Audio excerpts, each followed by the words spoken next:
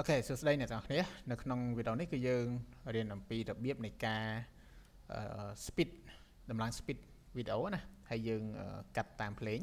អញ្ចឹងឧទាហរណ៍ថាខ្ញុំ import មកខ្ញុំយកភ្លេង MP3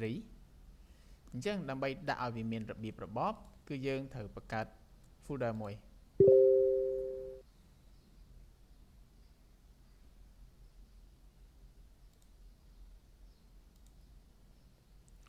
អញ្ចឹងនៅពេលដែលយើងបង្កើត folder ហើយ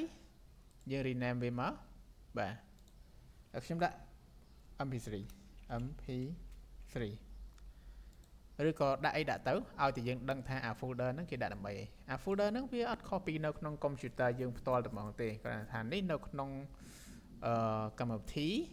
យើងដាក់វាឲ្យមានរបៀបរៀបរយអញ្ចឹងដូចគ្នាបាទហើយបន្ទាប់មកខ្ញុំបង្កើត folder មួយទៀតខ្ញុំដាក់ថាដាក់អីដាក់ទៅខ្ញុំដាក់ថា footage បាទ footage អញ្ចឹង footage ហ្នឹងគឺសំដៅទៅលើfile video អញ្ចឹងខ្ញុំទៅយកខ្ញុំបើកកន្លែងនេះមួយមកហើយខ្ញុំ import footage ចូលបាទខ្ញុំ import footage ចូលអញ្ចឹង footage ដែលខ្ញុំចង់យកមកប្រើនៅក្នុងមេរៀននេះគឺខ្ញុំចង់និយាយអំពីនេះការប្រើប្រាស់ footage បែបពួក rider បាទប៉ណ្ណឹងម៉ូតូបាទចឹងមកអូខេអញ្ចឹងនៅពេលដែលយើងបានទាំងអស់ហ្នឹងហើយបាទយើងបាន footage ទាំងអស់ហ្នឹងហើយគឺយើង open មកបាទអញ្ចឹងទាំងអស់គ្នាមើលកន្លែងនេះអក្សរ A double L ហ្នឹង all គឺយើងបង្ហាញពី folder ទាំងអស់នៅក្នុងហ្នឹងជា footage អីនៅក្នុងហ្នឹងទាំងអស់ប៉ុន្តែនៅពេលដែលយើងចុចអានេះមួយមានតែគេបង្ហាញទៅលើ folder មួយបាទ folder មួយអញ្ចឹងខ្ញុំដាក់ folder មកអូខេអញ្ចឹង MP3 ខ្ញុំនេះគឺមានរយៈពេល1នាទីជាង1នាទីកន្លះអញ្ចឹង1នាទីកន្លះហ្នឹងយើងទាញវីដេអូមក footage អញ្ចឹងដោយសារតែវាជា action បាទវាជា action វីដេអូដែលបង្ហាញពីនេះណាបង្ហាញពី action អញ្ចឹងដំបូងគឺខ្ញុំត្រូវទាញរវីដេអូដែលខ្ញុំដាក់មកដំបូងសិនអញ្ចឹងវីដេអូដំបូងខ្ញុំសុំចំណាយពេលរបន្តិចដើម្បីឲ្យកាត់ទៅតាម process របស់វាបាទកាត់ទៅតាម process របស់វាអូខេនេះអញ្ចឹងដំបូងខ្ញុំបើកក្បាលវាមកដោយប្រើប្រាស់បាទ footage នេះមួយ flip អញ្ចឹងខ្ញុំគួរតែបន្ថយល្បឿនបន្ថយកម្លាំងសំឡេងបន្តិចនៅកន្លែងនេះ volume វាដោយសារខ្ញុំអត់ចង់ឲ្យរំខានខ្លាំងពេកបាទអញ្ចឹងអាកន្លែងនេះអូខេកន្លែងហ្នឹងយើងគួរតែកាត់មេរៀនមុនយើងនិយាយពីការកាត់គឺយើងមានហើយ flip តោះ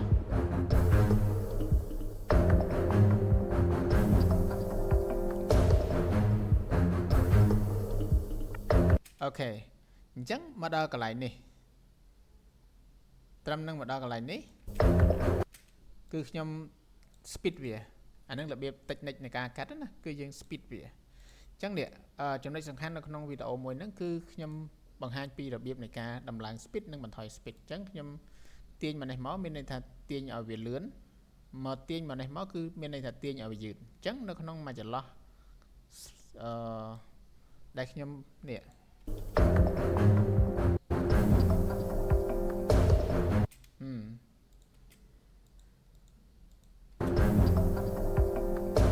អូខេ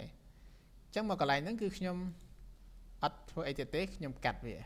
ចេញផ្លឹបចាំមើលអញ្ចឹងនេះរឿងដែលសំខាន់គឺយើង speed up វាមកធម្មតាដោយសារតែនៅក្នុងវីដេអូនេះគេ post នៅលើ website Envato អញ្ចឹងគេបានថតជាលក្ខណៈ slow motion ហើយប៉ុន្តែគេហៅថា frame បាទ frame per second វា25 frame អញ្ចឹងយើង ប្របាក់នៅក្នុងការធ្វើ slow motion ប៉ុន្តែបើដាក់ speed គឺល្អបាទឡើងចឹងទេអូខេអញ្ចឹងកន្លែងនេះយើងមើលឲ្យតន់ណាកន្លែងនេះវាមាន sound គេហៅថា transition វាបោះភ្លេងនៅនឹងស្រាប់អញ្ចឹងយើងអត់ចាំបាច់ add transition មកទេបាទអញ្ចឹងខ្ញុំដាក់មកភ្លេងនេះមកភ្លេងដែលវាលឺនេះមក background ភ្លេងណា background ភ្លេងដែលវាលឺហ្នឹងគឺយើងអាចផ្លាស់ប្ដូរដោយប្រើប្រាស់អា background ភ្លេងហ្នឹងទៅជា transition តោះឥឡូវខ្ញុំដាក់មកនេះអាកន្លែងមកភ្លឹបប៉ុណ្ណឹងគឺខ្ញុំចាត់ទុកថាវាជា transition មួយហើយបាទជា transition មួយហើយអញ្ចឹងខ្ញុំទៅយកបាទទៅយកមួយទៀត clip មួយទៀតសម្រាប់ដាក់នៅក្នុងចន្លោះហ្នឹងអញ្ចឹងខ្ញុំប្រើនេះមើលអូខេអញ្ចឹងអាហ្នឹងអត់ទាន់ត្រូវទេខ្ញុំអត់ទាន់ស្រឡាញ់ទេប្រហែលជាខ្ញុំ import មកអត់ទាន់អស់អញ្ចឹងខ្ញុំចូលទៅ import មកបន្ថែមតែប៉ុន្តែប្រហែលមេរៀនហ្នឹងគឺបងប្អូនអាចធ្វើបានហើយឲ្យតែបងប្អូនអនុវត្តវាបាទខ្លាចតែយើងអត់មើលហើយយើងអត់អនុវត្តទេអាហ្នឹងបានយើងអត់ទៅមុខបាទ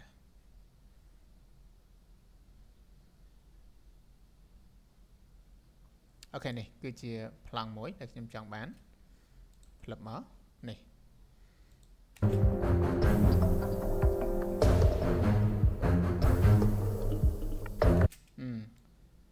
តោះឥឡូវយើងធ្វើមិនទៀតយើងទាញអានេះយើងទាញអាប្លង់ដែលយើងទើបតែយកមកហ្នឹងណាអញ្ចឹងអានេះ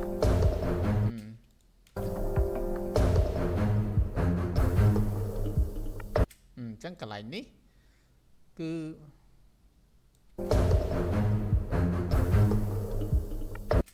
កន្លែងហ្នឹងគឺខ្ញុំកាត់នៅលើអាកន្លែង track play ហ្នឹងមួយទៀតហើយខ្ញុំដាក់វាកាត់វាហើយបន្ទាប់មកខ្ញុំ speed up វាទៀតបាទខ្ញុំ speed up វាទៀតប៉ុណ្ណេះមកខ្ញុំដាក់ប៉ុណ្ណេះអូខេអូខេ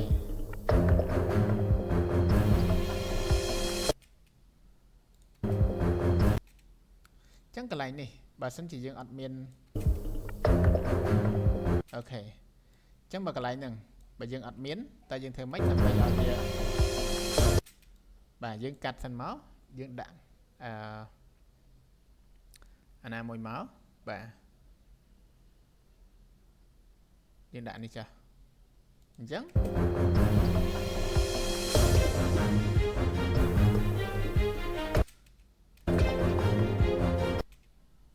អូខេនេះ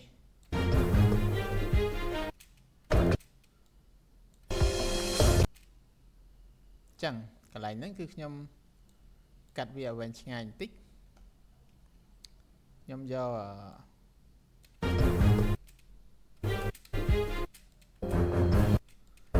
ដោយសារនេះ speed វាប៉ុន្មាន speed វាគុណ4បាទ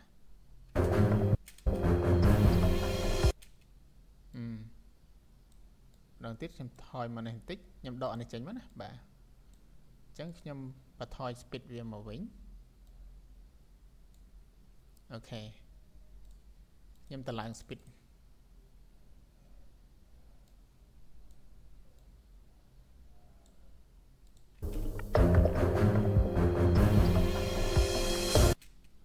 អូខេអញ្ចឹងខ្ញុំតម្លាក់ speed វាមកធ្វើមិនក៏ដោយឲ្យខ្ញុំតម្លើង speed វាមកធ្វើមិនក៏ដោយឲ្យវាត្រូវជាមួយនឹងអានេះអូខេអញ្ចឹងយើងមើល speed វាធម្មតាអានេះរៀងលឿនបន្តិច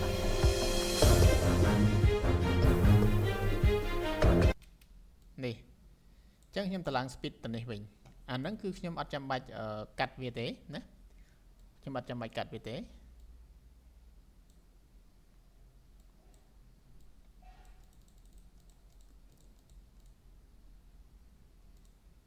អូខេខ្ញុំយកប៉ុណ្ណឹងវាជា transition អញ្ចឹងខ្ញុំខាត់វានេះខ្ញុំខាត់វាអញ្ចឹងយើងទៅអូខេអញ្ចឹងវារៀងឆ្កងកន្លែងនេះអូខេ វារៀងឆ្កងកន្លែងហ្នឹងបន្តិចមិនអីទេយើងទុកប៉ុណ្ណឹងទៅព្រោះយើងអាចប្រើប្រាស់ transition បាន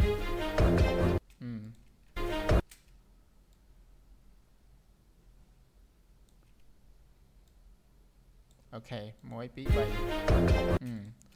ប៉ុណ្ណឹងហើយយើងទៅណាទៀតយើងទៅយកមកបន្ថែមទៀតខ្ញុំយកនេះចុះ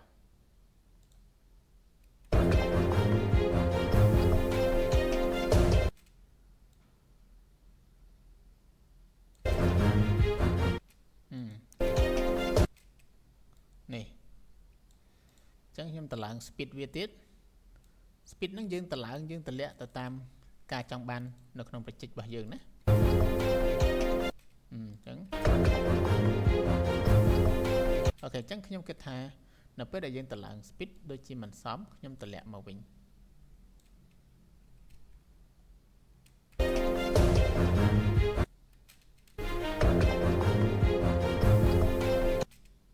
អញ្ចឹងខ្ញុំអានេះខ្ញុំយកមកប៉ុណ្ណេះខ្ញុំដាក់ប៉ុណ្ណេះបាទ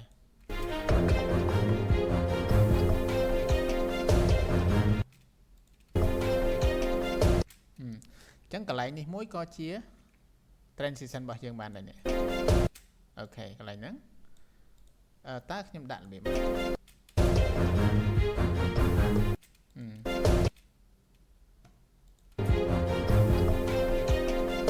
អញ្ចឹងខ្ញុំកាត់វាចោលខ្ញុំចង់យកវាជាដាក់ clip ផ្សេងអូខេបន្ទាប់មកខ្ញុំយកនេះហ្នឹងហើយអូខេអញ្ចឹងនៅពេលហ្នឹងខ្ញុំដាក់ប៉ុណ្ណេះមក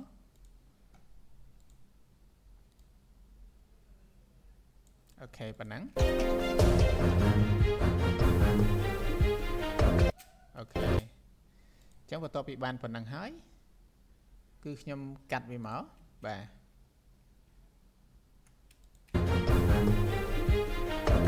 នេះគឺត្រឹមនេះទេដែលខ្ញុំត្រូវការអញ្ចឹងខ្ញុំបន្ថែម speed បន្តិចបន្តួចវ៉ាវ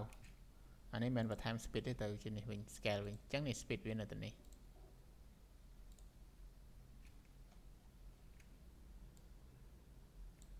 អូខេប៉ុណ្ណឹងខ្ញុំ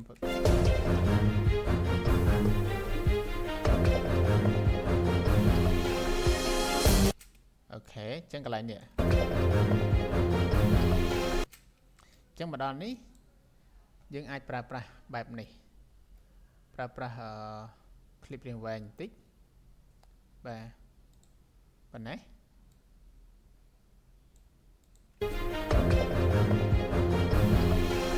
បាទនេះកន្លែងនេះ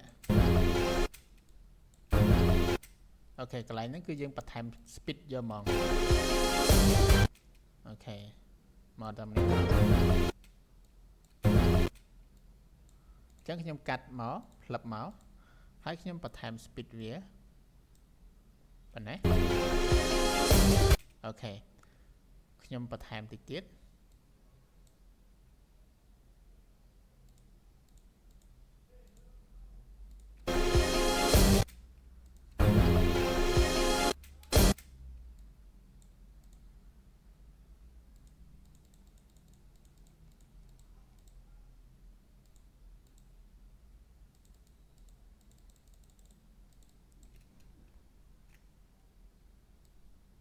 យើងអាចធ្វើចឹងបានណាអូខេអញ្ចឹងនៅពេលដែលយើងអញ្ចឹងហើយយើងត្រូវការប្លង់យកមកបដូររហូតបាទត្រូវការប្លង់យកមកបដូររហូតអានេះនឹងស្អីគេនេះអូខេអូខេនេះខ្ញុំចេះតែឆ្នៃទេបាទសំខាន់គ្រាន់តែខ្ញុំចង់ឲ្យបងប្អូនមើលទេមើលថាតើរបៀបដែលគេកាត់action ភ្លេងអីហ្នឹងណាគេទៅបានផ្លឹបចឹងមក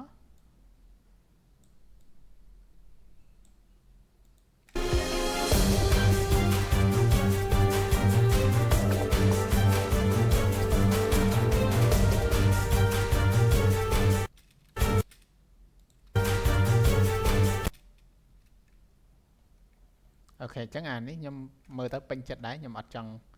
cắt với chào đấy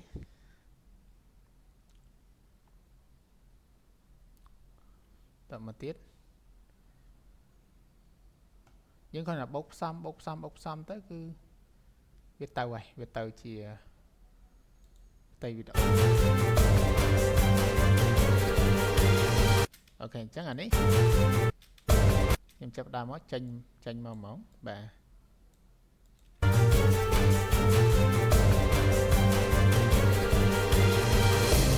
ok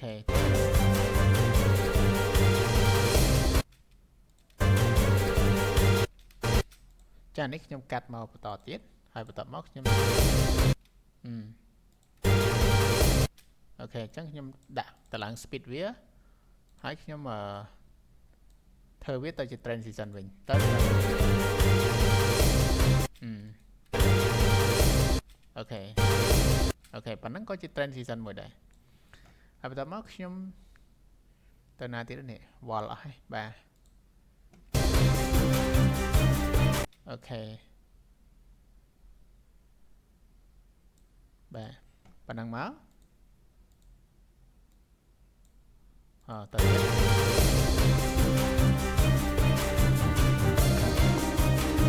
ok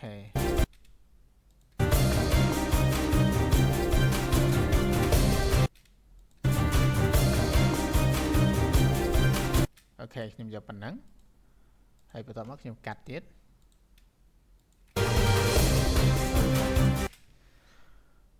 ខ្ញុំគិតថាខ្ញុំអត់មានពេលសម្រាប់កាត់ឲ្យចប់ទេអញ្ចឹងខ្ញុំនឹងយកកន្លែង ending វាយកមកដាក់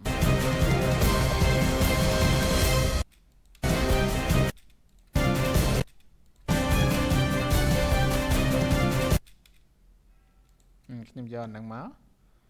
ហើយខ្ញុំកាត់វាហើយបន្ទាប់មកខ្ញុំរកកន្លែង play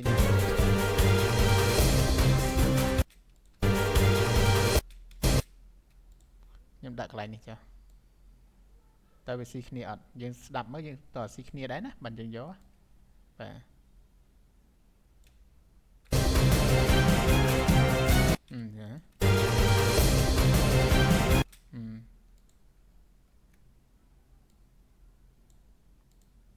ចឹងអានេះខ្ញុំមានបច្ចេកទេសដាក់វាស៊ីគ្នា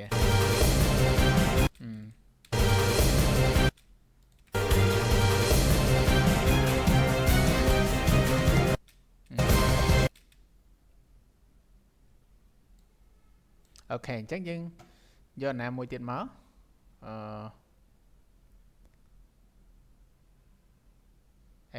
edit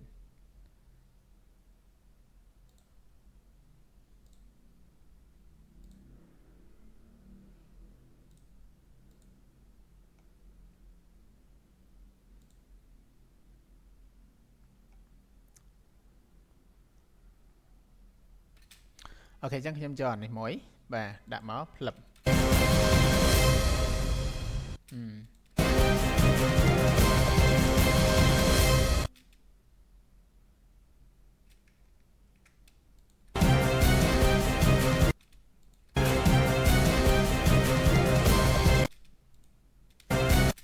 chắc này việc cô tần lươn tịch tấu của nó bây giờ dương slow motion với associate với mỗi plane bà ok ok hay anh em máu này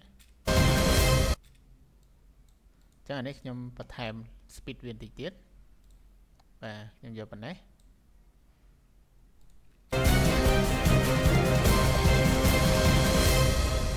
này hay anh ấy nhom vô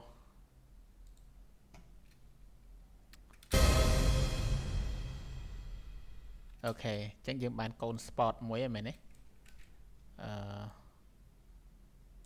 ok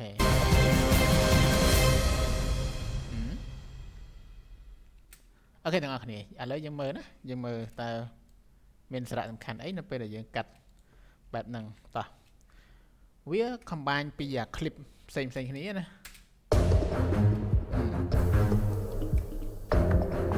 chẳng nó bên nè with បើសិនជាយើងដាក់ចាប់ផ្ដើមមកយើងចាប់ផ្ដើមមកអាវីដេអូយើងថតមកមិនក៏អញ្ចឹងវាអត់អាចទាញអារម្មណ៍មនុស្សអ្នកមើលឲ្យចង់មើលបានទេ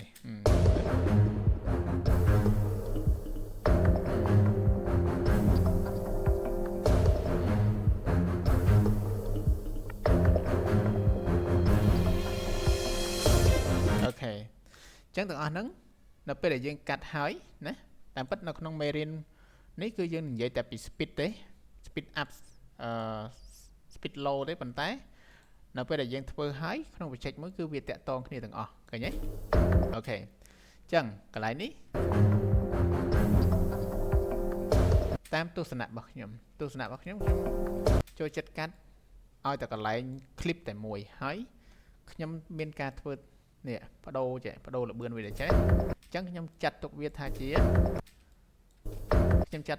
ជា trend season មួយហើយប៉ុន្តែនៅពេលដែលយើងអញ្ចឹងនៅពេលដែលយើងបដូរប្លង់ណាយើងបដូរប្លង់យើងគួរតែមាន trend season បាទហើយ trend season ជាមួយនឹង plane បែបនេះជាប្រភេទ trend season បែប action អញ្ចឹងយើងធ្វើលឿនដែរចាំមើលណាអូខេ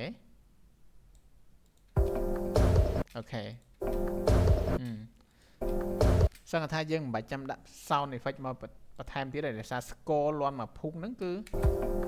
វាបានបន្ថែមសំឡេង sound effect មកបាត់ហើយណា score មកបន្តិចនេះសំឡេង sound effect មកបាត់ហើយអញ្ចឹងយើងទៅមុខទៀតណាបាទអាកន្លែងនេះវារៀងឆក់ឃើញទេអូខេកន្លែងហ្នឹងអញ្ចឹងកន្លែងនេះយើងអាចដាក់ជា speed up បាទជាប្រភេទ transition បែបកាមេរ៉ាអញ្ចឹងកាមេរ៉ា zoom បាទ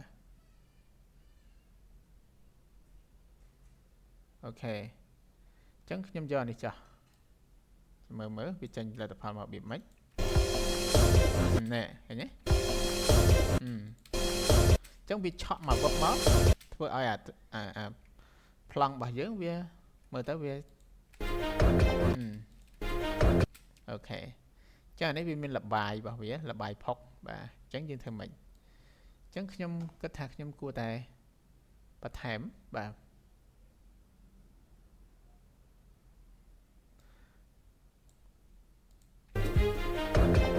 នេះ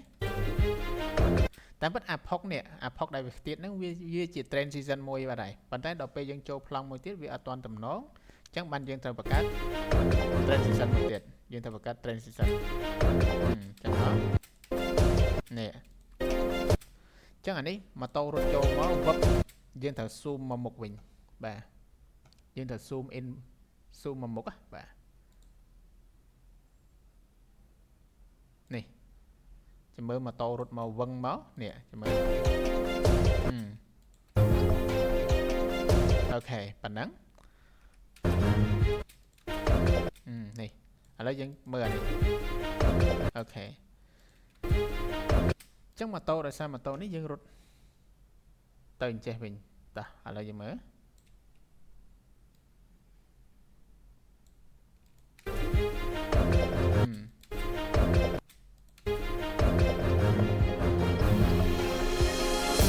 នេះអានេះខ្ញុំបន្ថែម speed ដោយសារអីឮសំឡេងឃើញទេនេះចឹងវឹបមក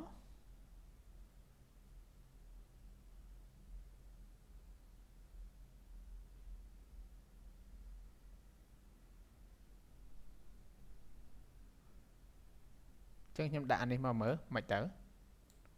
លឹបមកយើងនេះបន្ថែមបន្ថយល្បឿននៅនេះបាទ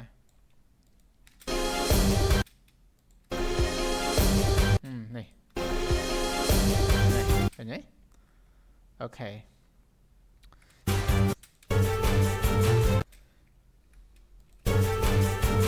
អូខេអញ្ចឹងខ្ញុំប្រើប្រាស់ខ្ញុំមានច្រើនណាស់ប៉ុន្តែខ្ញុំប្រើប្រាស់តែមួយពីរហ្នឹងក៏វាមើលទៅវារៀងសង្កត់ថាបានដែរអញ្ចឹងខ្ញុំប្រើអានេះមួយបាទ អត់ត្រូវចឹងវាមិនប្រកាសថាត្រូវទេបាទចឹងខ្ញុំយកខ្ញុំបដូរអូខេខ្ញុំប្រើនេះវិញ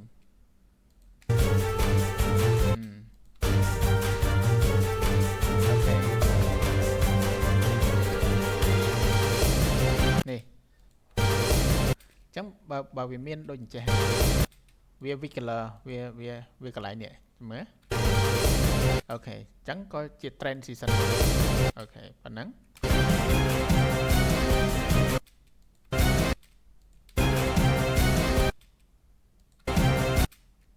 នេះកន្លែងនេះ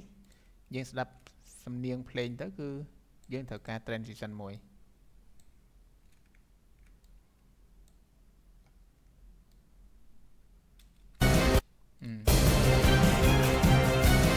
នេះ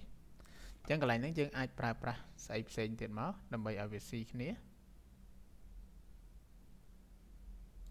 ទីហៅថាខ្ញុំប្រើនេះចាស់បាទ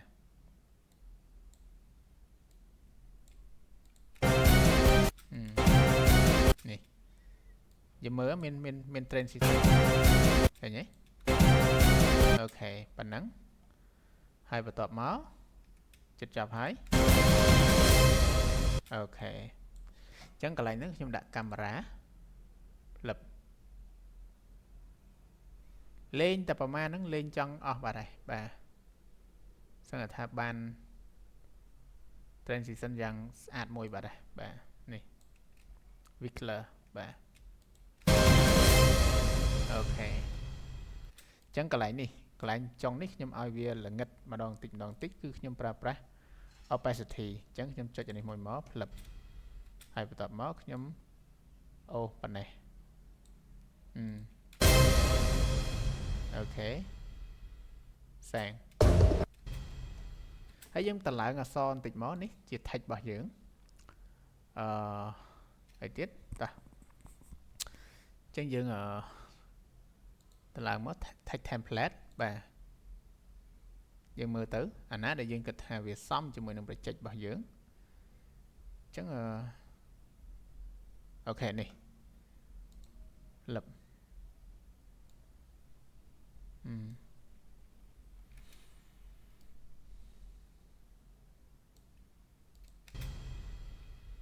អូខេចឹងខ្ញុំអាហ្នឹងគឺខ្ញុំអត់ចាំបាច់ដាក់ច្រើនទេខ្ញុំដាក់ថា thank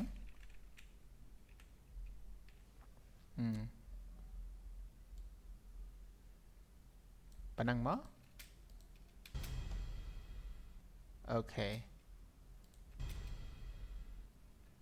thank for watching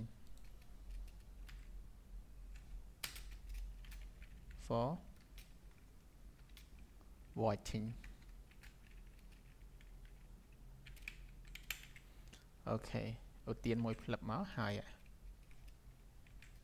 អូខេម្ដងទៀតអូខេប៉ុណ្ណឹងហើយយើងតម្លាក់ opacity វាមកនេះកន្លែងយើងមើលណាកន្លែងហ្នឹងគឺគេមានopacity របស់គេ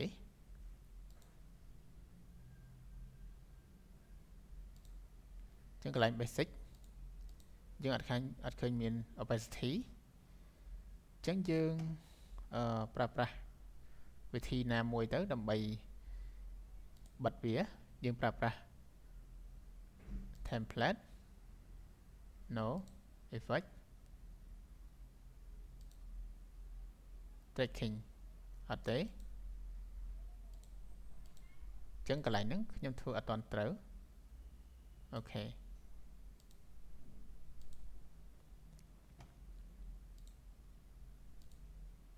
អូខេអញ្ចឹងខ្ញុំសុំជពាក់អានឹងសិនដោយសារខ្ញុំរកអា watching អូខេខ្ញុំរកអានឹងទៅអត់ឃើញវាដូចអត់មានកន្លែង reverse ទេបាទអូខេពេលខ្លះវានៅតែម្ដុំហ្នឹងប៉ុន្តែពេលដែលយើងបញ្ញាប់ទៅយើងរកអត់ឃើញអញ្ចឹងបន្ទាប់ពីយើងធ្វើឲ្យអស់អញ្ចឹងណាយើងប្រើនេះ create compound clip ដើម្បីអីឥឡូវយើងមើលទាំងអស់គ្នាអានេះវាមានដាច់ចេញពីគ្នាសពបែបយ៉ាងប៉ុន្តែឥឡូវយើងមើល យើង control A ហើយយើង create compound clip ចឹងគឺយើងបាន compound clip តែមួយបាទឥឡូវយើងមើលពីលទ្ធផល 1 2 3 let's go